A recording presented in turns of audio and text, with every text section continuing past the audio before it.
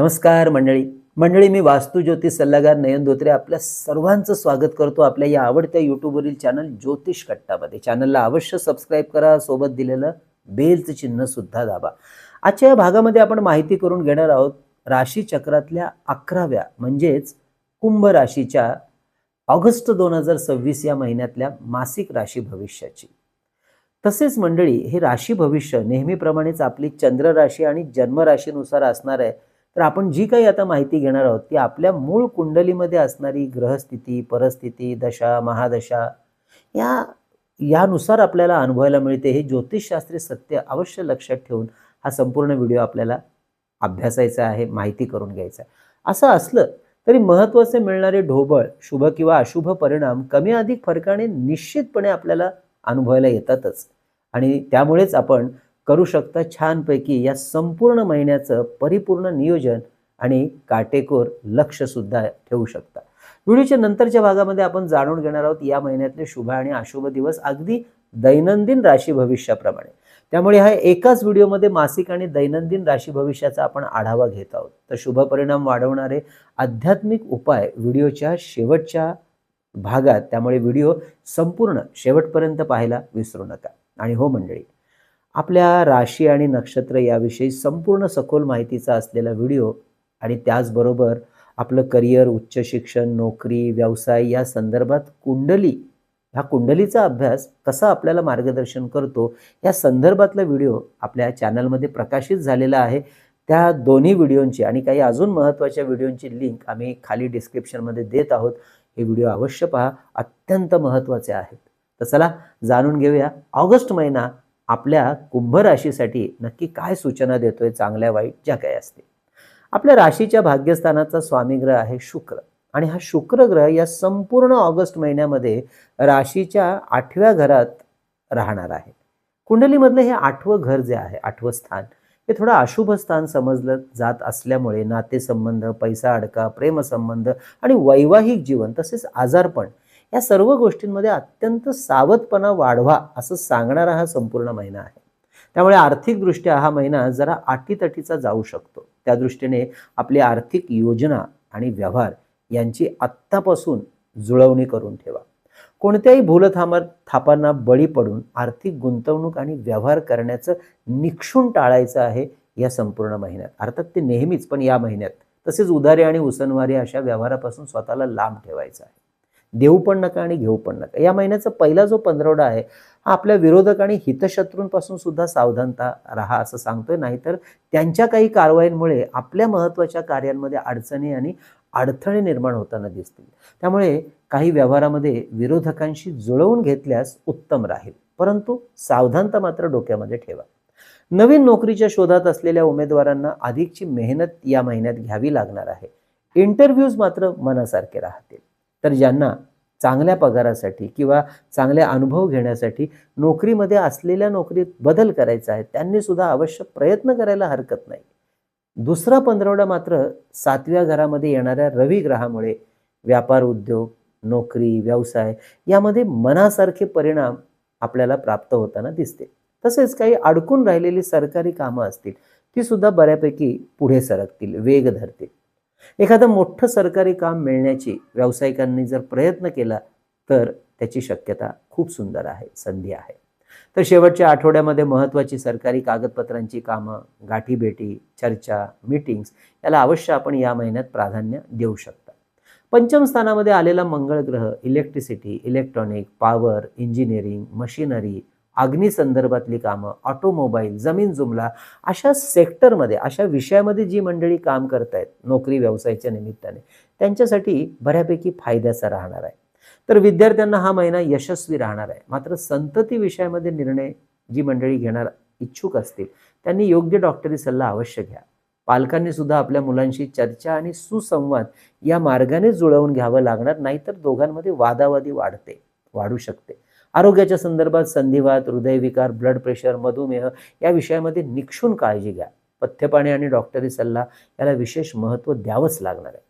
मंडळी, अशाच रीतीने आपल्याला सुद्धा वैयक्तिक कुंडलीचं आपल्या किंवा वास्तूचं सशुल्क सूक्ष्म मार्गदर्शन आमच्याकडून करून घ्यायचं असल्यास अवश्य आमच्या कार्यालयाच्या व्हॉट्सअप नंबरवर संपर्क करून कशा प्रकारे मेसेज करून कशा प्रकारे आपल्याला केलं जातं ही मार्गदर्शन ही आम्ही माहिती पाठवतो, ती समजून घ्या आणि त्यानंतर आपली अपॉइंटमेंट बुक करा.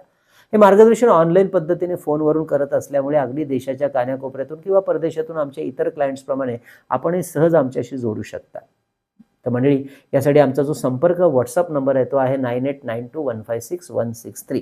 हा थंबनेलवर आणि खाली डिस्क्रिप्शनमध्ये नेहमीच दिलेला असतो.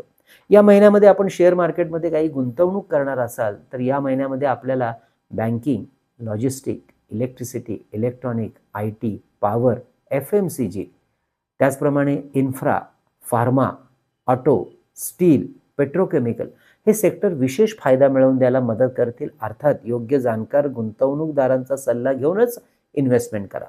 इंट्राडे ट्रेडिंग करणाऱ्यांसाठी हा महिना थोडा मिश्र स्वरूपाच्या परिणामांचा राहणार असल्यामुळे काळजीपूर्वक ट्रेडिंग करा असा सल्ला हा महिना आपल्याला देतो आहोत.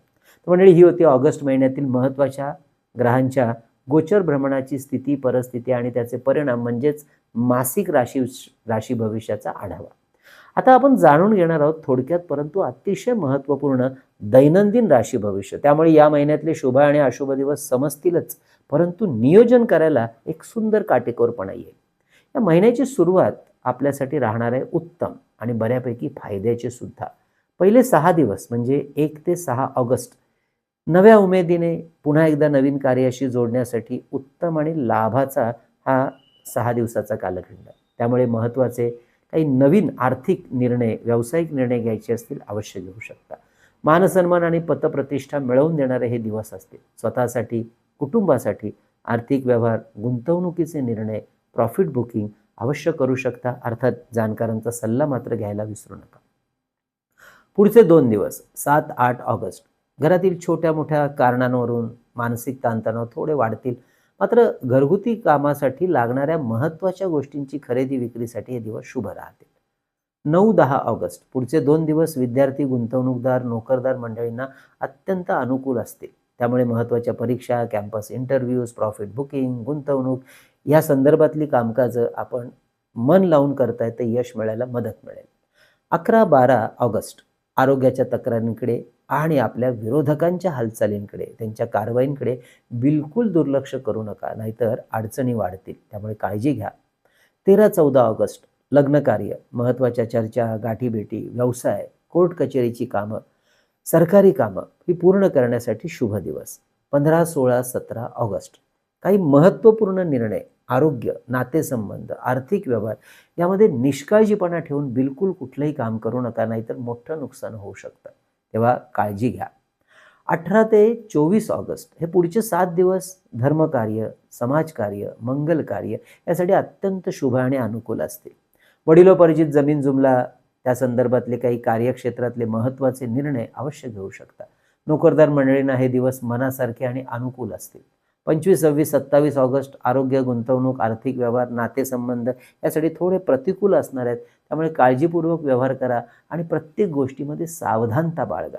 स्वतःच्या आणि कुटुंबाच्या आरोग्याची काळजी घ्या. तर महिन्याचे शेवटचे 4 दिवस 28 ते 31 ऑगस्ट महत्त्वाच्या कामासाठी शुभ असतील. प्रॉफिट बुकिंग, नवीन गुंतवणूक, नवीन नातेसंबंध, नवीन ओळखी, नवीन निर्णय यासाठी अवश्य कार्यान्वित करू शकता स्वतःला.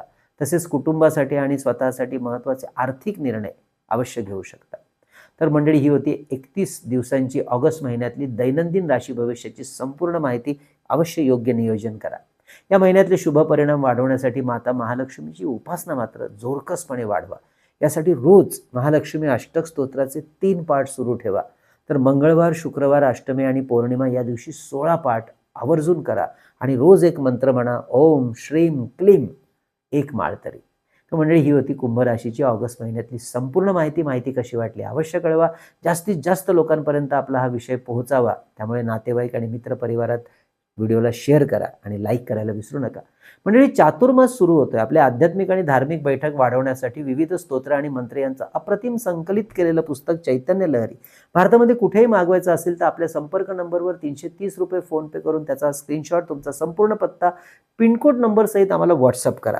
तर परमपूज्य टेंभे स्वामी महाराजांनी लिहिलेला 700 ओव्यांचा अप्रतिम ग्रंथ श्री सप्तशती गुरुचरित्र सार 151 रुपये फोनपे करून आपण घरपोच मागवू शकता. स्त्री पुरुष आबाल वृद्ध कुणीही या ग्रंथाचं वाचन आणि पारायण अवश्य करू शकतात. तर अष्टोत्तर शतनामावली, ज्यामध्ये विविध देवदेवता आणि काही महत्त्वाचे ग्रह यांची 108 नावं संकलित केलेली आहे. हे पुस्तक सुद्धा आपण 151 रुपये फोनपे करून घरपोच मागवू शकता. तसेच मंडळी, शुभमुहूर्तावर अभिमंत्रित आणि सिद्ध केलेली विविध ग्रहांची यंत्र, त्याचप्रमाणे विविध रुद्राक्ष आणि जप करण्याच्या विविध प्रकारच्या माळा, तर विद्यार्थ्यांसाठी गणेश रुद्राक्ष, सिद्धी गणेश यंत्र, सरस्वती यंत्र, तर आपल्या ऐहिक सुखासाठी आपल्या कार्यालयात आणि वास्तूमध्ये ठेवता येण्यासारखं श्रीयंत्र, कुबेर यंत्र, वास्तुदोष निवारण यंत्र, नवग्रह यंत्र, वास्तु इंद्राणी यंत्र, अन्नपूर्ण यंत्र, सुदर्शन यंत्र, मेरुश्री यंत्र, लक्ष्मी कवडी, दक्षिणावर्ती शंख आणि हे धूपदीप पात्र, ही सुद्धा आपल्याला ऑर्डर करायची असतील तर आधी व्हॉट्सअप करा. याबद्दलची आधी माहिती जाणून घ्या आणि त्यानंतर आपली ऑर्डर बुक करा. तर मंडळी, असा हा ऑगस्ट महिना आपल्या कुंभ राशीला भरभराटीचा, आनंदाचा, मनोइच्छित कार्याच्या सफलतेचा जावो, ही भगवंताचरणी प्रार्थना. पुढच्या भागामध्ये मीन राशीबद्दल जाणून घ्यायला अवश्य पुन्हा एकदा भेट द्या. तोपर्यंत कळावे लोभय असावा. धन्यवाद.